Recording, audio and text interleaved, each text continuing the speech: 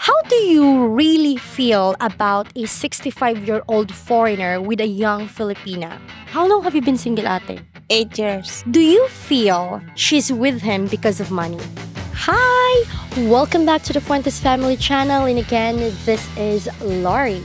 In today's video, we are going to interview Filipinas from Naga City, Bicol, Philippines, and ask them, how do you really feel about a 65-year-old foreigner dating a young Filipina?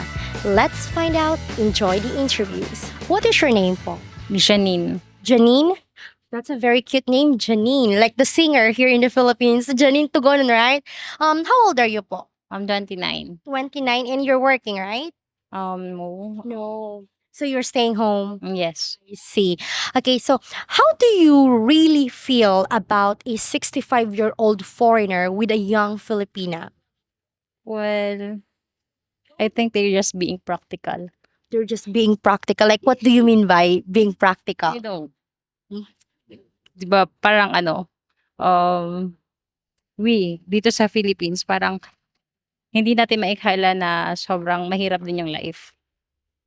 And most of them talaga, especially yung mga kabataan, yun na din yung naiisip. Though, hindi naman siguro lahat. Talagang iba siguro, gusto nila. Yun yung gusto nila. I see. So what she said is, here in the Philippines, we can't, what do you call this? Like, we can't lie about the fact that Philippines is a poor country, and usually now, like teenagers, younger Filipinas, they tend to be with an older foreigner for money, right? Yes. Yes, let's make it say money, right, mom? Yes. Money. So you don't think that she is in love with him, right? To be honest, no. No. Okay.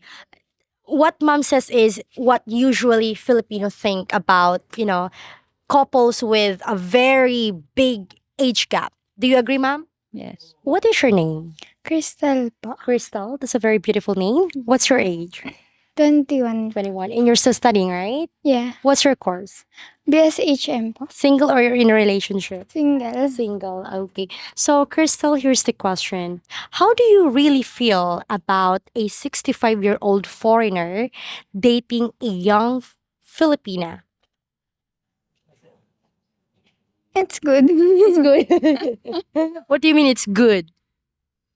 Parang kasi, unique siya dito sa Philippines kasi usually parang nasanay tayo sa if yung nationality nung mo, syempre yun din yung gugustuhin mong Oh. makasama in Okay. long time. So what Crystal said is it's unique. For her, it's good because here in the Philippines, usually like if you're Filipino, you are with Filipino. So if she's someone with a foreigner, so it's unique for her, like something different.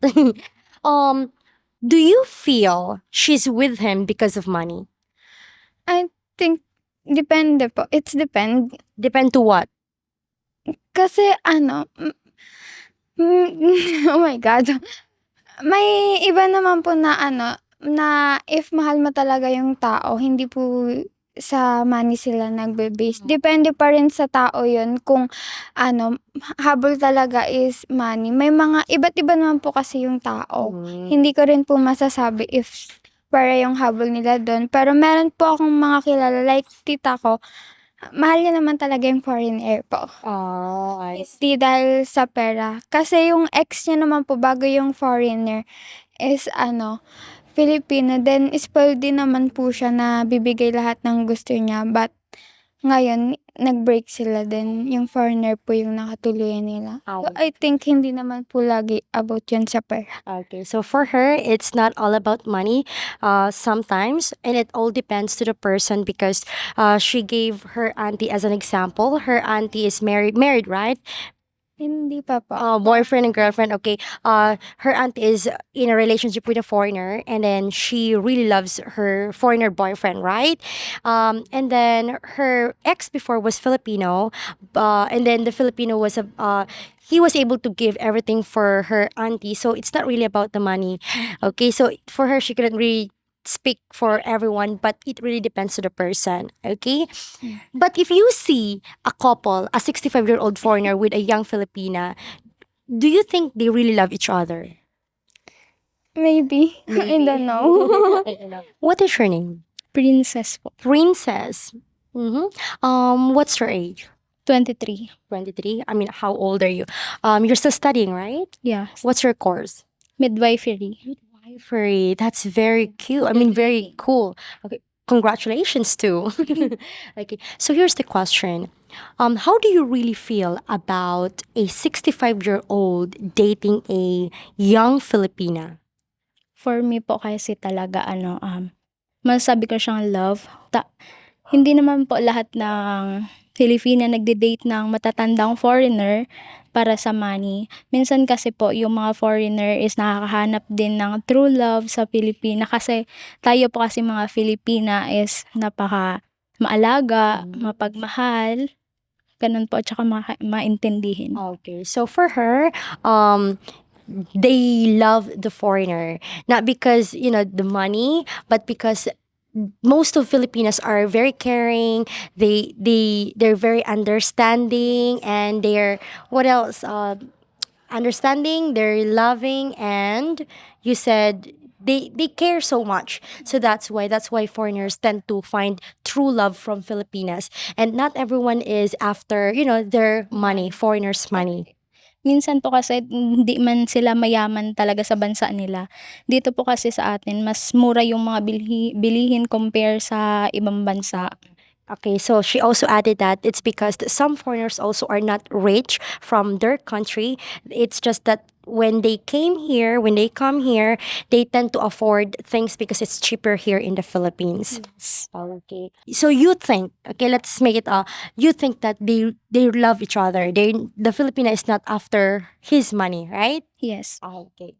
To make it clear. Okay. What is your name, ate? Roslyn, Roslyn, that's a very beautiful name, Roslyn. How old are you, ate? 35. 35. You're working, right? Yeah. May we know what's your job? Housemaid. Housemaid. Oh, so you must be good at doing like household chores. That's good. She said Tagalog. It's okay, ate. Are you single or you're in a relationship? Single. Single. How long have you been single, ate? Gano'n ka nakatagal na single? 8 years. 8 years. That's quite long. Do you have kids? Yeah, dalawa. 2. So ate has 2 kids. Tagalog. Okay. Ate, here's the question. How do you really feel about a 65-year-old foreigner dating a young Filipina? Ano ba yung nafe-feel mo kapag nakakahiling ka ng 65-year-old na foreigner with yung aki-aki pa na Pilipina?